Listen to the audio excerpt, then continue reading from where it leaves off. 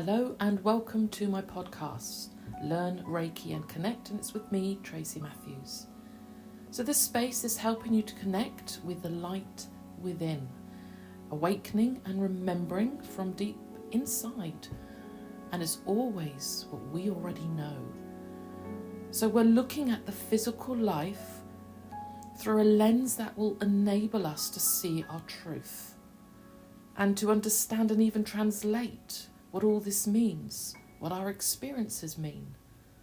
So we're here on a journey of remembering and our gifts and just seeing through the illusion of the physical life. Because there's a part of you that knows why you're here. Now you might know this as your higher self. You might be extremely intuitive and you let that part guide you. You might know it as your inner voice, the bigger me, or the soul. So whatever we know it, or whatever label we put on it, it really is that part of you that navigates, and it is connected to the universe and the cosmos. So when we get to Earth School here, this is the place where we live out our physical human life. And whilst we experience joy and happiness, we also experience the exact opposite. And that's when we get stuck, we get blocked, we get health issues, and dealing with our mental health. So what this space is about is uncovering the energetic origin to a lot of what we are experiencing in our spiritual lives. So I'd encourage you to stay tuned, because we are going to be looking at spiritual awakening. So a couple of points that we're going to look at, is there a correlation between an awakening and our mental health? And what I mean by that is our spiritual awakening always a time of bliss and joy. And, if we've stepped onto our spiritual path, it could be anything but plain sailing. And then we don't understand why we feel stuck, lost, and almost on survival mode. So we're going to look, what can disrupt our well-being whilst we're going through our spiritual awakening? And is there an even deeper meaning and a far wider meaning hiding under those feelings that can trigger that slide in our mental health? So please don't go anywhere, because we're going to be jumping in and we are going to be really looking now at a spiritual awakening, because do you know what? Everybody is different. I've come to appreciate that there is different ways that we go through and can trigger that part in us where we begin to sort of wake up. So, for some, and I must admit for me, I didn't even have a label when I was going through mine in the 90s, late 90s and early 2000. Whereas now I think we've got an awareness now where we can sort of understand, it's this. We're having what's called a spiritual awakening. But what do they look like? What do spiritual awakenings even mean for a person? So when we look at something like this, we need to go right back to that bit that we were just talking about there. That's the higher self. Whatever label that you feel very comfortable with that. That's the core part of you. That's where consciousness is. The bigger part, the soul. And that intuitively is leading us and navigating all of us through our lives. And when this part of us, or we become aware that there is this part of us, this begins a whole process of remembering. Now, I always refer it to remembering. It's like, because it's already there. It's like it's nothing new. It's like we're going, this makes sense. And it's almost like we're seeing through the matrix of the physical life. Because, prior to being born, you had put in place certain experiences and lessons that would help you wake up and be aware of yourself and your path. And part of that plan is when you get here, is that you don't remember who you are. And that's why the journey that we all have, it's so internal. It's that cognizance from within, and it's really interesting. Some have even put in place particular parts of the journey where they will definitely remember who they are and what they've come to do. So it's really amazing that each lifetime is a continuation, and it's a meeting up again with other souls. And it's a far bigger and much larger picture pertaining to our soul growth and evolution. Of course, when we're here in this present life, there's only so much that we can remember, and there's only so much that we are aware of. But as we start to go on in our spiritual journey, then there is just so much more than just being in this physical life now. So like I said, awakenings are very different and personal for everybody. But I've realised that, with my working with many people over the years, that this process of becoming aware and consciousness or awake has sort of like a couple of sort of like, how can I put it, sort of almost like set ways. It's like there are a few of them, and I just want to run through them because just sort of see if you can relate with them. Or there might even be a few of these combined together.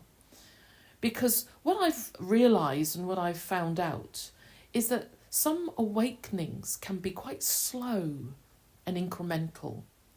And that sort of might be kind of termed as spaced out with progression and growth. And it's very natural. And I would actually say it's not altogether marked as a massive spiritual all-knowing experience. And that's why it can go undetected. It's without a label. It's actually through life, through the experiences that this part evolves, and an inner knowing and connection to your inner true self. Maybe that might resonate with you. Now, on the other hand, there are others that are very cognizant to who they are, and they grow and develop, and they kind of have an internal thing in them where they are here to either help through their personal lives or through their profession to help assist others. And they're conscious, and they even observe the human psyche and are very aware of, behaviour and how intuitive that they sort of understand that. And they connect to the higher self and see themselves and their own spirituality just through a much bigger lens. Now, you might kind of resonate with this next one, where I've sort of seen that there are sometimes traumatic events or an experience that catalysts you into awakening. Because this has been a person that has been through something that's shaped them. And what emerges is like a healer, on their path with a focus and a determination to do what they said that they would come here to do and accomplish it. Maybe that's something that has happened with yourself, and you might relate to that. Now, another area is for those that have perhaps, if they haven't had a near-death experience, and there's a lot of that on the internet, which is coined as NDEs, is where a person actually dies and comes back with a changed perspective of the other side. And this marks a person's spiritual awakening. in a very big way, as you can appreciate. And if you've ever listened to their experiences, they are incredible. You know, when you hear and they talk about the white light, this source energy, I mean, it just makes you feel you actually know what they're talking about, and it's beautiful. So their awareness and their inner self and that connection of their soul and to the source or to God, whatever label, whichever feels comfortable for us, is really incredible to witness and to listen. And, you know, I like to listen to that definitely on YouTube, and it's really incredible. I just find it heartwarming. You know, that really is a really marked point in their physical lives. So sort of related to that, there are those that encounter a sudden awakening or even an out-of-body transformational experience. And that might be a blissful state of consciousness. You might have done a course, or you might be doing a meditation, or you might be somewhere, you know, where you're going to sort of connect, you know, or sort of on a journey, and then you just all of a sudden have this beautiful experience, you know, that blissful state, you know, and that marks the line, you know, and that's sort of really quite a big part in your life of experiencing that side. And I'm going to add here that there might be those that have been on their spiritual journey and they've been in a very sort of blissful and going through the different sort of awarenesses, and they then bring up the dark night of the soul, which can be really unsettling during these intense experiences. And anyone that's been through that, they will have experienced such growth. They might be quite horrible going through it, but at the end of that learning experiences, it's beautiful. You know, there'd have been something there that has, you know, been transformational, that would have changed how you view and how you feel and how you move forward in your physical life. So do you identify with any of these? You know, perhaps you've had one of these experiences or a combination of them, and you can sort of pick out little bits of what we've just been mentioning. One thing, whether it's happened progressively or it's been a sudden jump into, you know, or emerging from a traumatic experience, this is something which I found what most of us do have in common is what I refer to as hitting almost like a bump in the road. Now, what I mean by that and what that looks like, we get stuck. We get blocked. And we encounter situations or a shift that can leave us confused, lost, and even unfold some level of misalignment in our lives.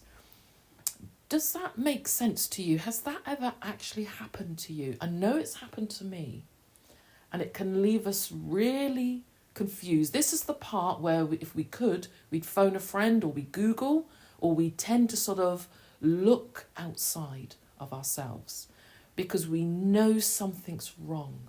We know something's off, or we do the inner work and then we try and sort of find out what's going on.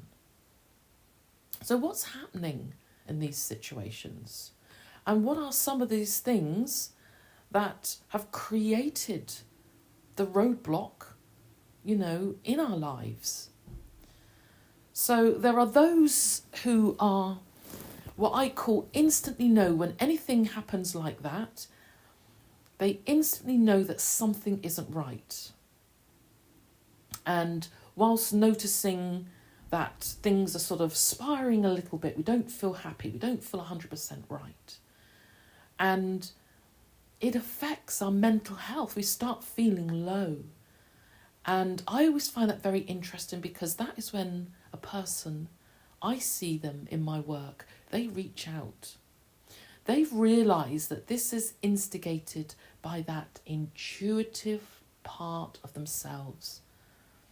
You know, the higher self, that part of them that knows. I would almost say it's like a soul response from a person who has that inclination to connect back with source, or sense that the higher self wants them to know something so that they can start to create maybe a change in their current situation. So what kind of things then can affect a person's mental health? Or what are these things that we're talking about that sometimes that can sort of trigger us? So this little bit is about what I would term as what can disrupt a person's well-being. Because our mental health and our well-being, is contributed or instigated by something that has led to that slide or sort of disrupts us. Now, what I tend to do in my work is I use different modalities in my work and to sort of help a person to find out, to get these answers. And what I've found is that there is normally something that's happened in the physical life then that produces these kind of feelings. Now, these triggers normally have happened that has caused an effect on a person. And this is usually as a result of some level of trauma. And it's something that has led a person into disrupting a person's well-being, like we said. And that shifts that well-being into feeling low. We know something isn't right, and then things can escalate. And this is a really important thing, because the key to this is that when something happens or triggers us or something goes on in our lives, what we tend to do, something that human nature does, is that we suppress it and don't talk about the event or something that's happened. And then because we've never talked about it or haven't even come to terms with it, that kind of pushes us on the edge, so to speak. And the effect or the symptoms, what we tend to do is that interim period is use some level of medication. And what can happen is that it's never addressed, and we stay in that state of never actually looking at what that trigger is. What has helped us to sort of slide in our mental health?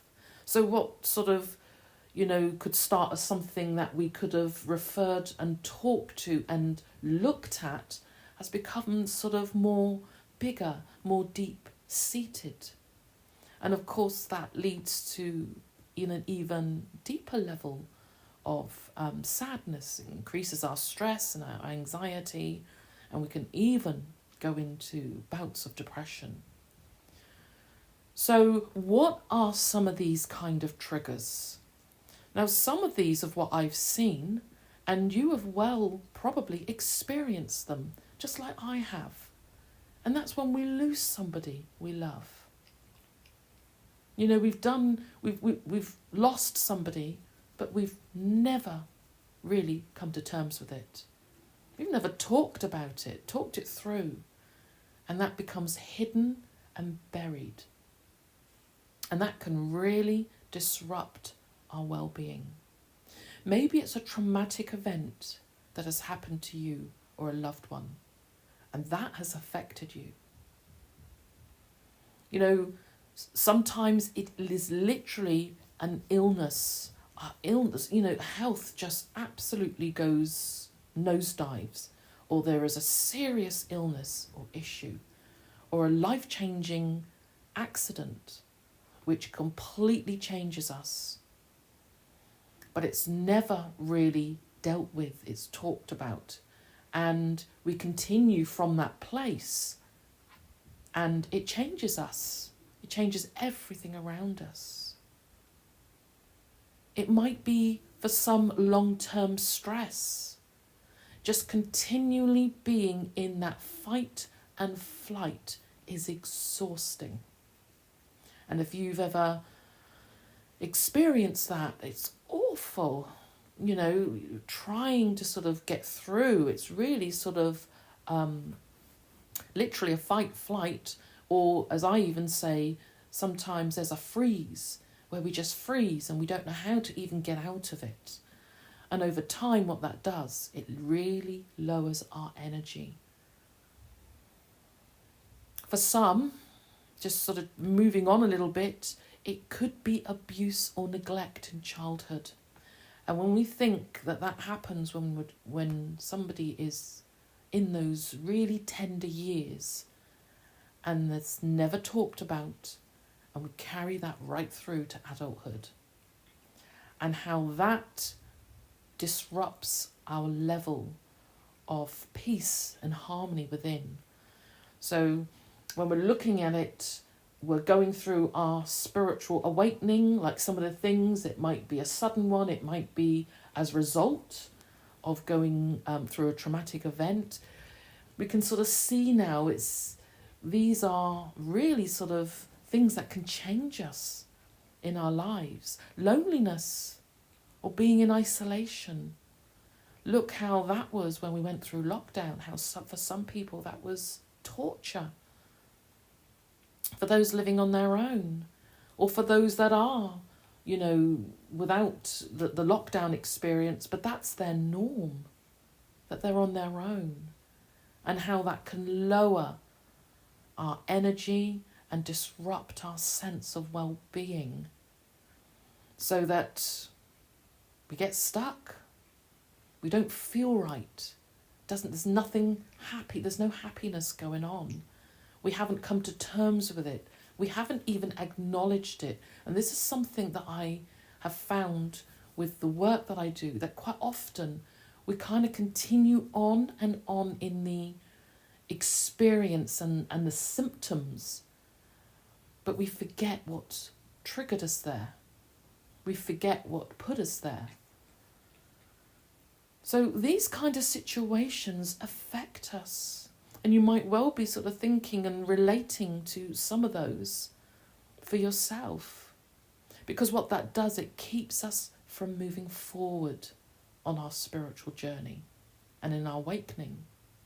If anything, it brings us to an absolute standstill on the path until we address it. So there's also something else that I've encountered a lot that comes from a place, but this is a little bit more subtle. This is more of a emotional and mental disquieting thoughts that I've seen from many that I've worked with. And these emotional and mental disquieting thoughts are often symptomatic of mental health. It looks like that, but it actually stems from a much deeper energetic root. So we're just going to look at that now, this deeper energetic root, and see if you can relate to this, or you might know someone that has expressed this. Because like we said, there are those who are dealing with trauma. Something has triggered, something's happened. We named them, we looked at just a few of them. But that affects us. That can actually bring us through a downward spiral. And then there are those with silent thoughts that are not necessarily due to something that's happening, but that come from really a deep inherent feeling or a longing, or what I sort of like mention or probably coin as tinged with sadness. There's a longing there. And this is expressed as a deep feeling that they don't want to be here, that they don't feel at home on this planet. Normally from people like this, they're expressing that they don't fit in, or they feel overwhelmed and it robs them of all the joy. And friends and family hearing this, especially when this comes from younger ones, can feel quite worried and almost be alarmed, especially when it comes from, like I said, younger ones or children. Because some on a daily basis are engulfed with these feelings and thoughts that have put them on the edge without any understanding of a reason or why that they're even feeling like this. Where's this come from? What we tend to do in our world now, we put a label of mental health, we slap that label on, but it's what we're not seeing is why, what puts a person in that frame of that sense and that feeling. And I've seen this time and time again, where it's an empathetic sensitivity overload, which is actually a powerful gift of clairsentient. Now that empathic feeling is sort of kind of seemingly looks out of context, because, well, what has that got to do with clairsentience? Well, it's the way that we perceive the world. I've actually done a podcast which is clairsentience. Is it your gift? You might want to, once you've listened to this, have a listen to that, because I really do go into that and explain that in much more detail. The thing is with clairsentient, it can seem completely out of context without any realization or embracing this. You know, it can look on the outside and almost appear as social anxiety. And that can spiral, and that goes into stress. And if we don't look after ourselves, and we don't get to kind of really what's putting us there, it helps us to slide into that depressive state, that low mood. And you know what? Here's the thing. In these situations, the deep energetic root and sensitivity are completely overlooked, because all the focus is on the symptoms without acknowledging, for example, clairsentient as an intuitive, psychic root, and actually another untapped aspect of themselves. So that might be something that you might have to sit with. That might be something where there's a part of you, that intuition and your higher self just pings. And you know what that ping is? Something just goes, listen to that, or I need to find out more. So if that is something that you might think that you might need to have a look, then please have a look at that podcast. Is clairsentient your gift? Because with the work that I've shared and done with people over the years, those anxieties, those surface symptoms have actually energetically come from a psychic place, an energetic root that once that has been addressed, boy, it's changed their lives. It really has changed things. And I've witnessed that transformation of many. And I'm going to say even my own.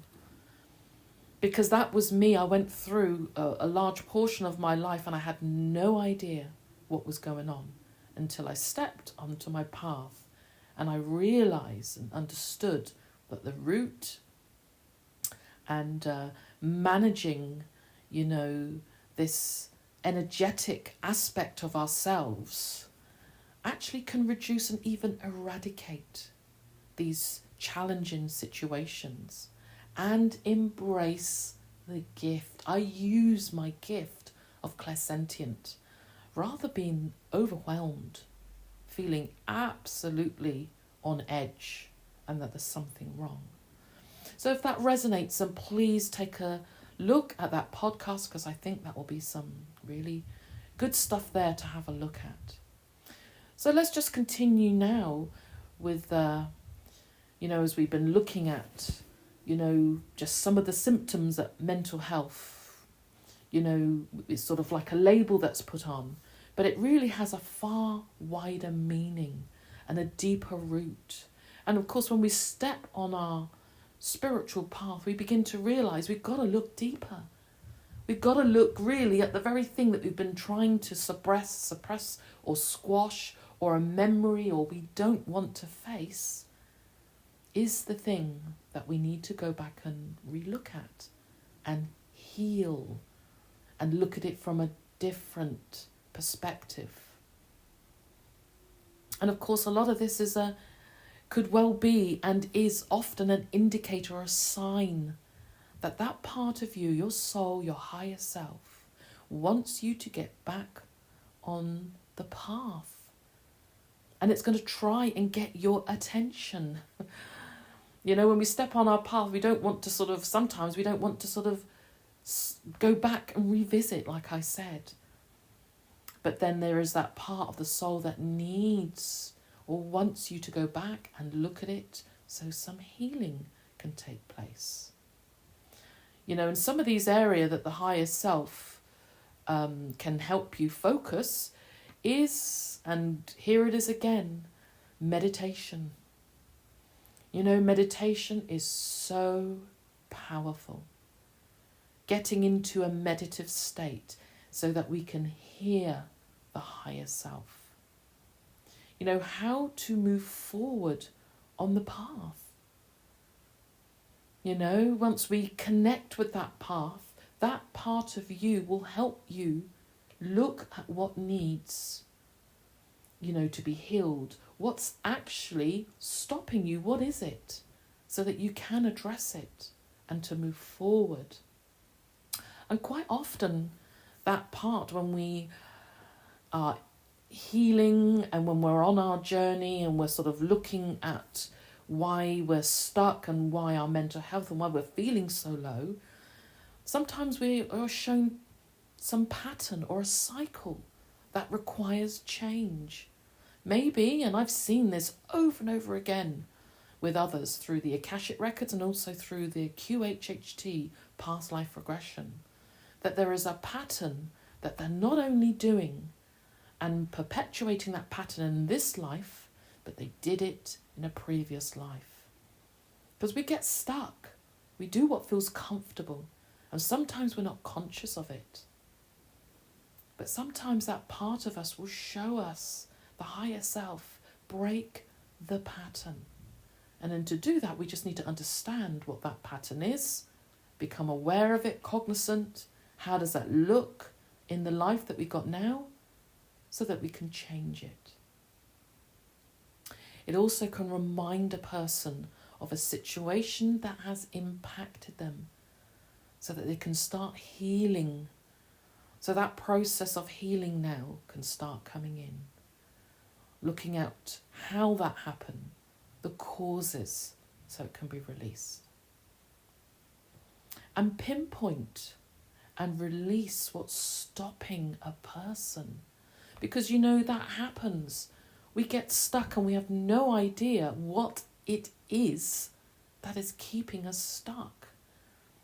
And sometimes that part of intuition tells us, or it just whispers, but we're so in the mix of the symptoms and trying to deal with it that we've often sort of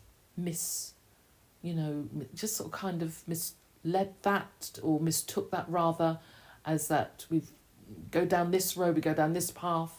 But in actual fact, we need to go back, pinpoint it, so that we get clarity, so that we can move forward.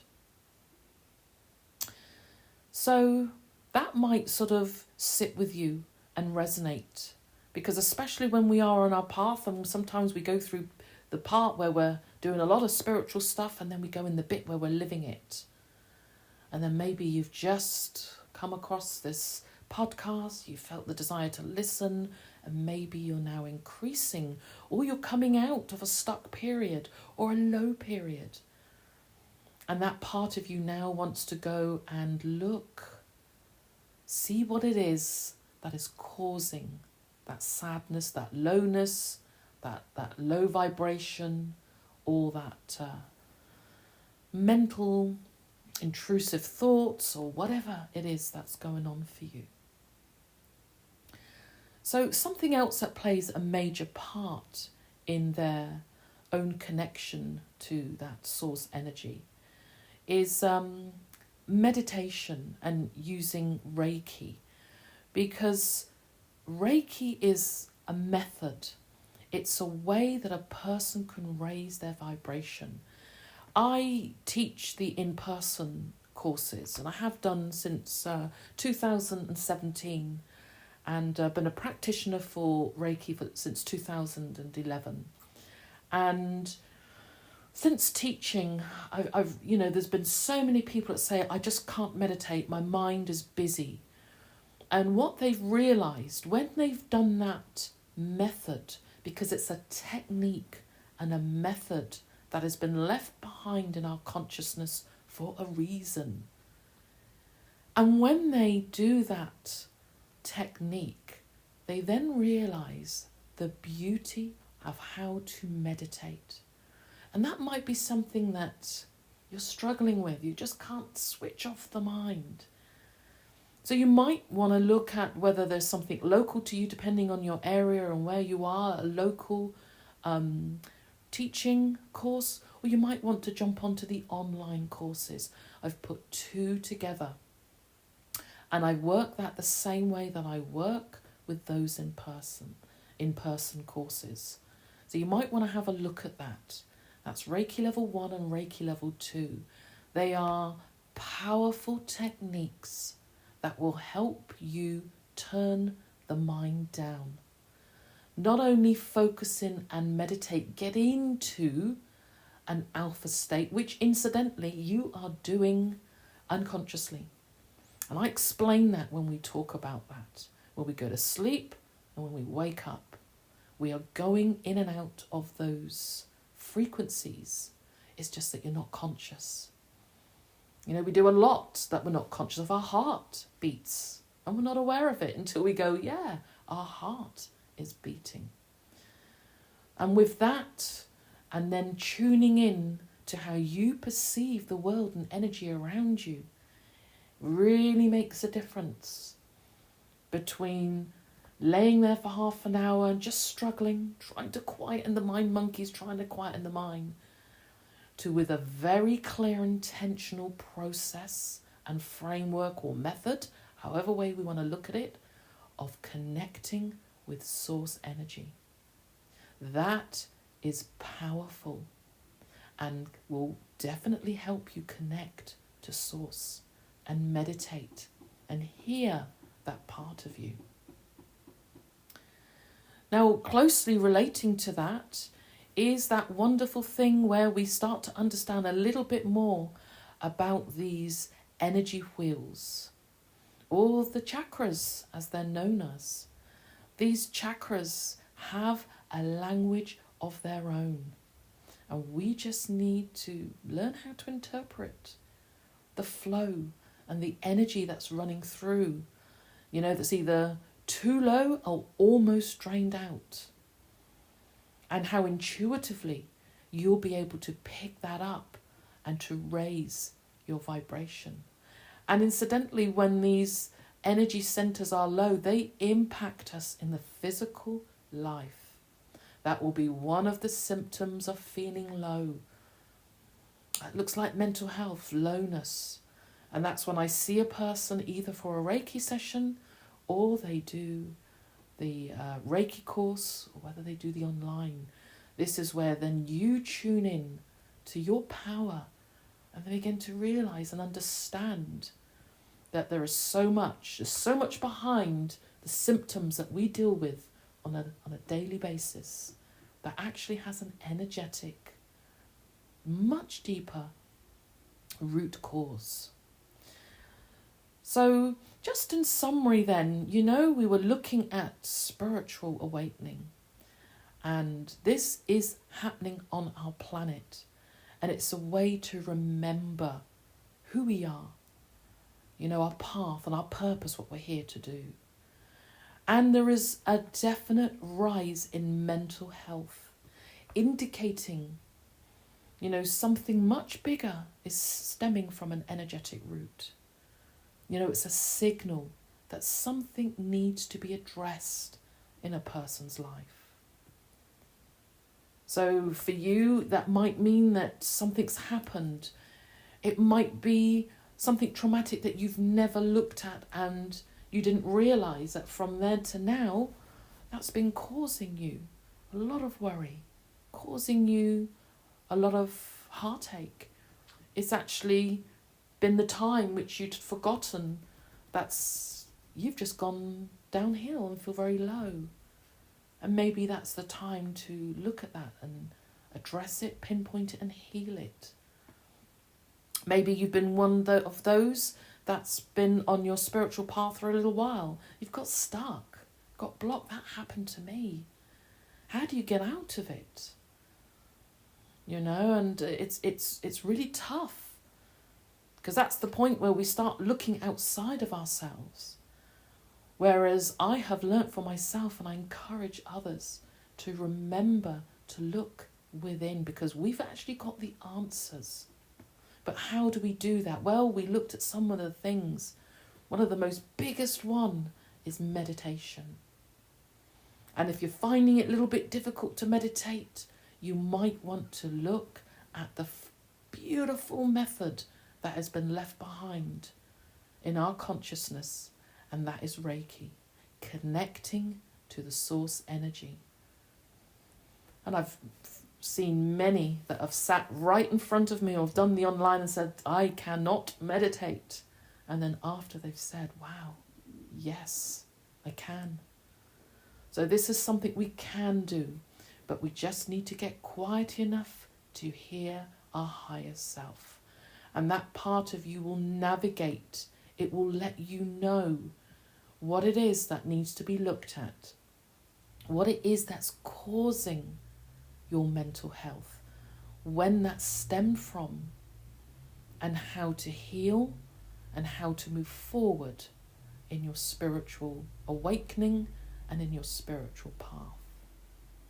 That if we ignore these signs, that we stay stagnant, blocked, we're not dealing with it, we're just in this horrible space, we're sort of stuck, don't know how to move forward, it actually deepens, and it results in those feelings of feeling lost, disconnected and unhappy, until we eventually listen to that part of the higher self, the intuition, the soul, that part of you that will make the changes and move forward on your path. And do you know what? This is when real joy and happiness comes from within. Because once we move past, and once we've managed to sort of understand what's causing our blockness, what's resulting in our decline of our mental health, we feel better. We get that clarity. It raises our vibration and we feel better. So I hope that's been of some help to you, just where you are on your path, where you are on your journey, so that you can move forward. So that if you are stuck, the way forward is to really, as they say, there is a saying, and I just really agree with it, the only way out is in. We can't find it from anywhere else. We can help each other along in the path, and I always say that to all the ones that come. It's not the person that's doing it, it's really the person that's helping you remember. all changes, all moving forward comes from within, comes from you. But we are here on the journey together. So I hope that's been helpful. I hope you found that information of some use. No matter where you are on your journey, there's always a way forward. So please tune in to the other podcasts, the other ones which we're looking at hearing voices in your head. That's not yours. Maybe that's something that's going on in your mental health. You might be surprised at the energetic root of that. And I will be exploring and going into that a little bit more deeply. So please stay tuned. Subscribe. And whatever platform you're on, whether it's YouTube or Spotify, wherever that you are, please subscribe, tune in, listen in. And if you'd like a little bit more information, or you'd like to have a look at the online Reiki courses, I've actually put on there a free introduction and level 1 for free before you purchase the online course. You can do that no matter where you are on the globe. This method is incredible. It's the difference between being conscious of your connection and meditating to really sort of dealing with the mind monkeys and really sort of struggling. So whatever feels right for you, or wherever that part of you is directing you. So do take care, and I look forward to catching up with you. And if you have any comments or you want to reach out, please do. And I look forward to speaking with you all soon. So take care, and bye for now.